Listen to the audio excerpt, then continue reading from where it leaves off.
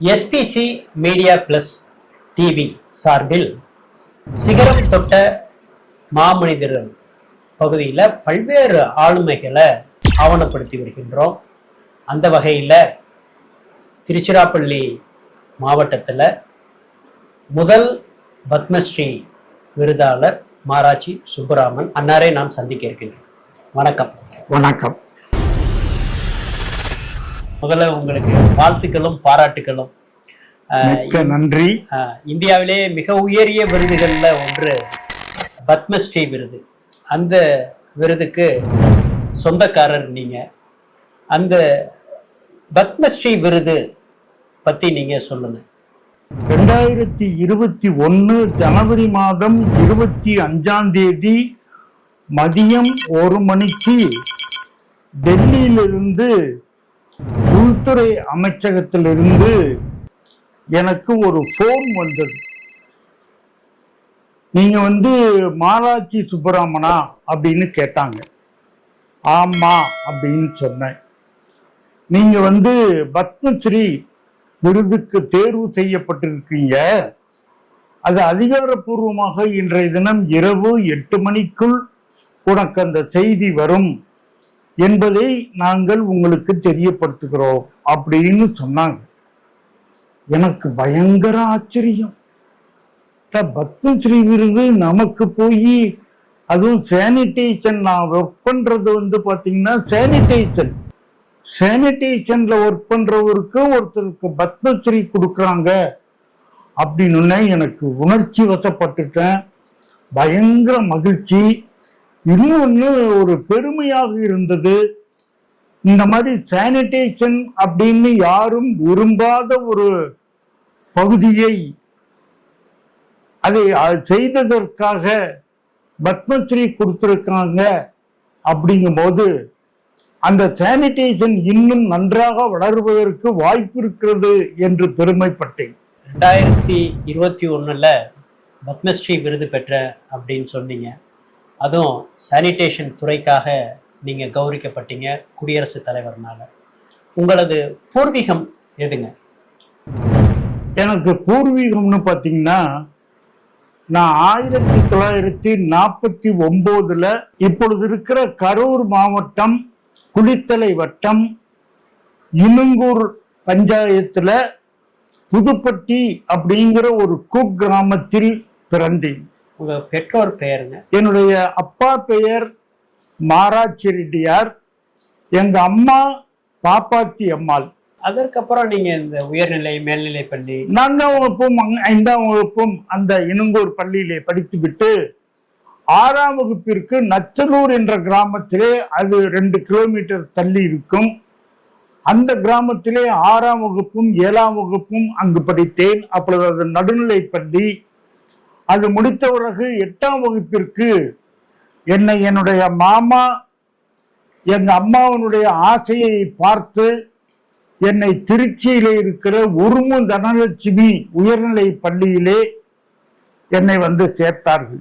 8ஆம் வகுப்பு, 9ஆம் வகுப்பு, 10ஆம் வகுப்பு, இந்த 3 வகுப்பும் அந்த உருமு தனலட்சுமி உயர்நிலை பள்ளியில் படித்தேன். அதற்கு பிறகு அப்பொழுது 11, 12 எல்லாம் கிடையாது, பியூசி என்று சொல்வார்கள். அந்த பியூசியை நான் நேஷனல் காலேஜிலே நான் சேர்ந்தேன். அந்த 2 ஆண்டுகள் அங்கு படித்து முடித்து நான் ஈவிஆர் கல்லூரியிலே சேர்ந்தேன். அங்கு கெமிஸ்ட்ரி, பிஎஸ்சி கெமிஸ்ட்ரி சேர்ந்து அங்கு படித்து முடித்தேன். உங்களது கல்வி பணிக்கு அப்புறம் நீங்க என்ன பணியை தேர்வு செய்தீங்க? இந்த பிஎஸ்சி முடித்த பிறகு ஆசிரியர் பணிக்காக நான் பிஎட் படிப்பதற்காக முயற்சி செய்தேன். அப்பொழுது எனக்கு தமிழகத்திலே அந்த இடம் கிடைக்கவில்லை. ஆதலால் மைசூர் யூனிவர்சிட்டியிலே தும்கூர் என்ற வில்லேஜிலே, இந்த டவுன்ல இருக்கிற ஒரு பிஎட் காலேஜிலே நான் சேர்ந்தேன்.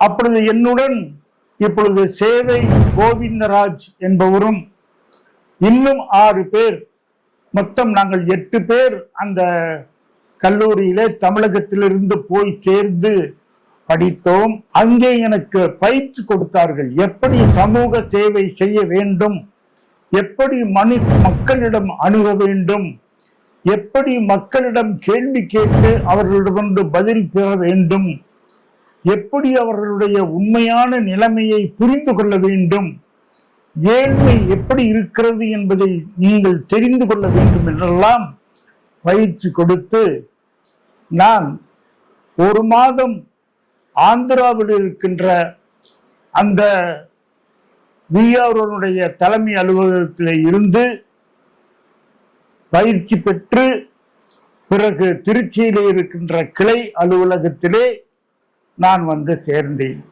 1976ஆம் ஆண்டு நான் அந்த விஆர்ஓவிலே சேர்ந்து முதலாக நான் கற்றுக்கொண்டதிலே கட்டடம் கட்டுவதை பற்றி எனக்கு நிறைய சொல்லிக் கொடுத்தார்கள்.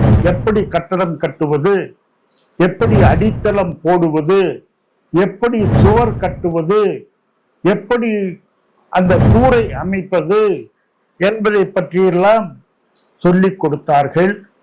ஆதலால் நான் இங்கே இருக்கின்ற புதுக்கோட்டை மாவட்டத்தில் இருக்கின்ற மதகம் என்ற கிராமத்தில் ஒரு சுகாதார நிலையம் விஆர்ஓவிலே கட்டப்பட்டது. அந்த சுகாதார நிலையம் கட்டுவதற்கான அந்த பொறுப்பை என்னிடம் கொடுத்தார்கள். நான் அந்த சுகாதார வளாகத்தை கட்டி முடித்தேன். ஓராண்டில் கட்டி முடித்து அதை திறப்பு விழா செய்து அந்த நிறைய அதிலே நான் அந்த கட்டடத்திலே கட்டும் பொழுது தெரிந்து கொண்டேன், புரிந்து கொண்டேன். மற்றவர்களுக்கும் அங்கு இருக்கின்றவர்களுக்கெல்லாம் அதை பற்றி சொல்லிக் கொடுத்தேன். ஏனென்றால் அந்த கிராமத்திலே நிறைய கூரை வீடுகள் தான் இருந்தது.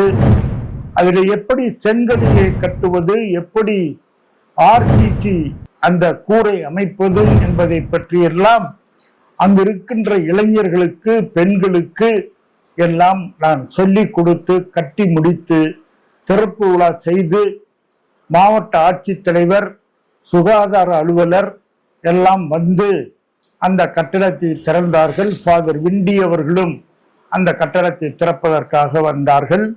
அதை முடித்த பிறகுதான் நான் தனியே வீடு கட்டுவதற்காக, ஒரு கிராமத்தை அமைப்பதற்காக நான் வெளியே வந்தேன். இந்த ஸ்கோப் அப்படிங்கிற நிறுவனம் எந்த ஆண்டு துவங்கப்பட்டது? ஸ்கோப் நிறுவனம் 1986 தொடங்கி 96 வரை 10 ஆண்டுகள் பல்வேறு விதமான வருமானம் பெறக்கூடிய திட்டங்களை செய்தேன். வாட்டர் சானிடேஷன், பாதுகாக்கப்பட்ட குடிநீர், சுகாதாரம் என்பதுதான் முக்கியம் என்று 1996 முடிவு செய்து மக்களிடையே அதை எடுத்து சொல்லி பல்வேறு கஷ்டங்களுக்கிடையிலே மக்களுடைய மனதை மாற்றி டாய்லெட்டை கட்டினேன். இந்த டாய்லெட்டை கட்டின பிறகு நிறைய பேருக்கு அதுல பயங்கரமான விருப்பம். எப்படி இப்படி கட்டினாரு அப்படின்னு சொல்லி விருப்பம். ஏன்னா 2200 இருந்து 2000 வரையில அந்த டாய்லெட்டை கட்டினேன். பணம் அதிகமா வேணுங்கிற அவசியம் கிடையாது, அந்த மாதிரி கட்டினேன். அப்படி கட்டினதை பார்த்துட்டு அந்த டாய்லெட் இரு குழி கழிவறை என்று சொல்லுவார்கள். இரு குழி கழிவறை, ஆமா அப்படின்னு சொல்லுவார்கள். அது ரொம்ப நல்லது, மெயின்டெனன்ஸ் கம்மி, செலவு கம்மி. அது மாதிரி கட்டினா எந்த பிரச்சனையும் இல்லை, யாருக்கும் எந்த கஷ்டமும் கிடையாது, சுற்றுப்புறமும் நன்றாக இருக்கு. அதோட கட்டமைப்பு என்ன? அது என்ன அப்படின்னாக்கா இதுல சில நாம்ஸ் இருக்கு. அந்த நாம்ஸ் என்னன்னாக்கா தண்ணீர் பக்கத்தில் இருக்கிற போர்வெல்ல இருந்தா அந்த போர்வெல்ல இருந்து 30 அடி தள்ளி இருக்கணும் இந்த பிட்டு. இந்த மாதிரி சில நாம்ஸ் இருக்கு. அதே மாதிரி 2 பிட்டு போட்டாங்கன்னா அந்த பிட்டுக்கு இடையில 3 அடி இருக்கணும். இடமில்லைன்னு சொல்லுவாங்க சில பேர். இதையெல்லாம் மனதிலே வைத்து நான் செய்து கொண்டிருக்கும் பொழுது பல பேர் அதை பார்த்துவிட்டு அரசு அதிகாரிகள், IAS அதிகாரிகள், NGOக்கள், இவங்கெல்லாம் தொண்டு நிறுவனத்துக்காரங்கெல்லாம் பார்த்துட்டு எப்படி இந்த மனம் மாற்றம் ஏற்பட்டது என்று மக்களிடையே கூட கேட்டார்கள். அவர்கள் சொன்ன பதிலை வைத்து 3 கேள்விகளை எங்களை கேட்டார்கள். ஒன்று, இது ஹை வாட்டர் டேபிளாக இருந்தால் இந்த லீச் பிட் டாய்லெட் வந்து மண்ணையும் தண்ணீரையும் மலராக்கி விடுமே என்று சொன்னார்கள். ரெண்டாவது, எங்க ஊர்ல குடிக்கவே தண்ணி இல்லை, அங்க போய் எப்படி இந்த டாய்லெட் கட்டுறது, 7 லிட்டர் 8 லிட்டர் தண்ணி வேணுமே ஃபிளஷ் பண்றதுக்கு என்று சொன்னார்கள். மூன்றாவது கேள்வி, எங்க ஊர் வந்து பாறை பகுதியாக இருக்கு, அங்க நீங்க சொல்ற மாதிரி குழி வெட்ட முடியாது என்று சொன்னார்கள். இந்த 3 கேள்விகளுக்கும் பதில் சூழல் மேம்பாட்டு சுகாதார கழிவறை, ஈகோ சாண்ட் டாய்லெட் என்று சொல்லக்கூடிய அந்த டாய்லெட்டை 2000ஆவது ஆண்டுல முதல்ல ஸ்கோப் நிறுவனத்தினுடைய பயிற்சி மையம் தண்ணீர் பந்தலில் இருக்கிறது. அந்த பயிற்சி மையத்தில் கட்டினேன். அந்த டாய்லெட்டை கட்டினேன். அந்த டாய்லெட்டை கட்டின அந்த சிறுநீர் தனியாகவும் மலம் தனியாகவும் போறது மாதிரி அதுல பிளான் இருக்கு. ஃப்ளஷ் பண்ண வேண்டிய அவசியம் இல்லை, தரைக்கு மேலே கட்டப்படுகிறது. அதனால மலத்திற்கும் மண்ணிற்கும் தொடர்பில்லை, அதனால பாதுகாக்கப்படும் என்று கட்டினேன். அந்த கட்டுரை வந்து நிறைய பேர் வந்து பார்த்தார்கள். இது விவசாயத்திற்கு பயன்படுத்தலாம் என்று சொன்னார்கள். அப்பொழுது நான் 2000ஆவது ஆண்டுல இருந்து நிறைய வீடுகளிலே கட்டி 2005ஆம் ஆண்டுல முதல் சமுதாய கழிவறையை முசிறியிலே கட்டினேன். இந்தியாவிலேயே முதல் கழிவறை அங்கு கட்டினேன். அந்த கழிவறை கட்டும் பொழுது என்ன செய்தேன் என்று சொன்னால், யாரெல்லாம் டாய்லெட்டை பயன்படுத்துகிறார்களோ அவர்களுக்கு காசு கொடுத்தோம். Those who are using the toilet, they can get money from the toilet என்ற கான்செப்டை உலகத்திலேயே முறையாக இங்கு நான் அதை செய்தேன். கழிவறைக்கு வந்தா காசு கொடுத்துருங்க. காசு கொடுப்போம். எவ்வளவு காசு கொடுப்பீங்க? 10 பைசா. ஒரு யூஸ் பண்ணா 10 பைசா. யூரின் போனாலும் சரி, டாய்லெட் போனாலும் சரி 10 பைசா கொடுப்போம். அதுக்கு என்ன மாதிரி அந்த 10 பைசா இப்ப காசு உடனே கொடுக்க முடியாதுங்கன்னா ஒரு அட்டையில தேதி போட்டிருப்போம், 30 தேதி போட்டிருப்போம். அதுல ஒரு மார்க் பண்ணுவோம். ஒரு தடவை வந்தாங்கன்னா, 2வது தடவை வந்தாங்கன்னா 2வது மார்க் பண்ணுவோம். ஒரு நாளைக்கு 2 மார்க்கு தான். அதெல்லாம் கேள்வி எல்லாம் கேட்டார்கள். நீங்க அடிக்கடி வந்தா நீங்க காசு கொடுப்பீங்களா அப்படின்னு கேட்டார்கள். கொடுக்க மாட்டேன். ஆனா யூஸ் பண்ண சொல்லுவேன், காசு கொடுக்க மாட்டேன். அதுக்கு பதிலாக ஒரு சீட்டு கொடுப்பேன், டாக்டர் போய் பாரு, உன் வயிறு சரியில்லை என்று சொல்லுவோம். இதையெல்லாம் சொல்லி, ஆனா ஏன் காசு கொடுக்குறீங்க அப்படின்னு சொன்னோம்னாக்க, ஒரு விழிப்புணர்வை ஏற்படுத்துவதற்காக காசு கொடுத்தோம். பொதுவா மக்களுக்கு என்ன சிந்தனை இருக்கும்னா, இவர் 10 பைசா கொடுக்கிறாருன்னா இவருக்கு ஏதோ லாபம் இருக்கும்ல, மக்கள் நினைப்பு அப்படி இருக்கும். அதனால என்ன பண்ணாங்கன்னாக்க, நாமே ஏன் இந்த டாய்லெட்டை கட்டக்கூடாது என்று முசிறியிலே நிறைய இண்டிவிஜுவல் ஹவுஸ் ஹோல்ட்ல தனிநபர் இல்ல கழிவறைகளை கட்டினார்கள் இந்த காசு கொடுத்ததுனால. இதனால வெளிநாட்டில இருந்தெல்லாம் வந்து பார்வையிட்டார்கள். வந்து திறந்த வெளி கழிப்பிடம் அதிகமா இருந்திருக்கும், நிறைய இருந்தது. இங்க பார்த்தாலும் கழிவறை தான். ரோட்ல அங்க அந்த அந்த நம்ம டாய்லெட் கட்டிட்டு இருக்கோம் பாத்தீங்கன்னா மூக்க புடிச்சுக்கிட்டு தான் போவாங்க காவிரி கரைக்கு. அப்ப இந்த கழிவறையை பயன்பாட்டு கொண்டு வரணும்ன்ற ஒரு நோக்கத்துலதான் பணம் காசு கொடுக்குறீங்க. ஆமா ஆமா. ஆனா அப்ப அந்த 10 பைசாங்கிறது அந்த காலகட்டத்துல ஒரு பெரிய விஷயம். அது பெரிய எவ்வளவு பேர் பயன்படுத்தி இருப்பாங்க இந்த மாதிரி? நீங்க 300 பேர் பயன்படுத்தினாங்க டாய்லெட் ஒரு நாளைக்கு. ஓ, எல்லாத்துக்கும் இப்ப வந்து மாதாந்திர அட்டை கொடுத்துருவீங்க. ஆமா. 2 வேளை பயன்படுத்துறதுக்கு 20 பைசான்ட்டு. ஆமா. ஆனா அவங்க எத்தனை தடவை வேணா பண்ணிக்கலாம். உடல் உபாதை இருந்தா மருத்துவர்கிட்ட போக அறிவுறுத்துறீங்க. ஆமா. அப்ப இந்த சுகாதார மேம்பாட்டு கழிவறை, ஆமா, இது அப்பதான் இந்த இருகுழி இதுதான் சிஸ்டம் அனௌன்ஸ் பண்றீங்க. இந்த இதுவும் அதான், அதுல 2 அறைகள் இருக்கும். ஆமா. ஒரு அறை முதல்ல 1 வருஷத்துக்கு பயன்படுத்தலாம், அடுத்த அறை இன்னொரு வருஷத்துக்கு பயன்படுத்தலாம். இந்த 1 வருஷம் பயன்படுத்தின அறையை மூடிட்டு பண்றோம்ல, அது 10 மாசம் கழிச்சோ 8 மாசம் கழிச்சோ அதை நம்ம திறந்து கையில எடுக்கலாம். ஸ்மெல் இருக்காது, ஒன்னும் இருக்காது. அதுல எந்த விதமான கிருமிகளும் கிடையாது. எல்லாமே டெஸ்ட் பண்ணி பார்த்துட்டோம்.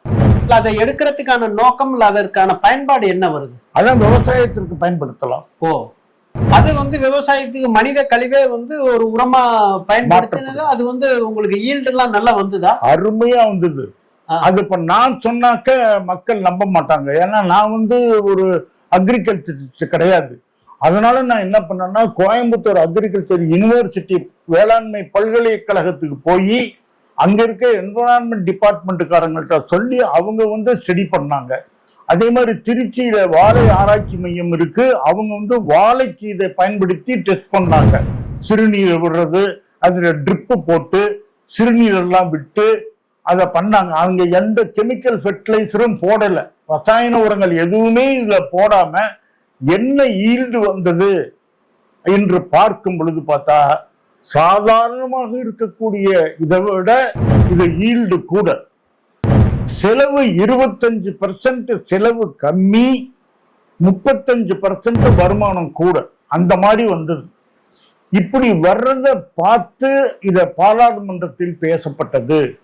அதனால 2005 நான் இதை செய்யும் பொழுது தமிழ்நாடு அரசு வந்து பெஸ்ட் என்ஜிஓ சானிடேஷனுக்கு அப்படின்னு சொல்லி அவார்டு கொடுத்தாங்க. 2006 இந்த விவசாயத்திற்கெல்லாம் பயன்படுத்தலாம்னு அக்ரிகல்ச்சர் யூனிவர்சிட்டியும் திருச்சியில் இருக்கிற என்ஆர்சிபியும் பார்த்த பிறகு 2006 அப்துல் கலாம் ஜனாதிபதியாக இருக்கும் பொழுது நிர்மல் கிராம் புரஸ்கார் அவார்டு என்று எனக்கு கொடுத்தார்கள். அப்ளிகேஷனே போடாம திருச்சி மாவட்டத்துல முதல் பத்மஸ்ரீ எனக்கு கொடுத்தது மிகவும் பெருமையாக இருக்கிறது.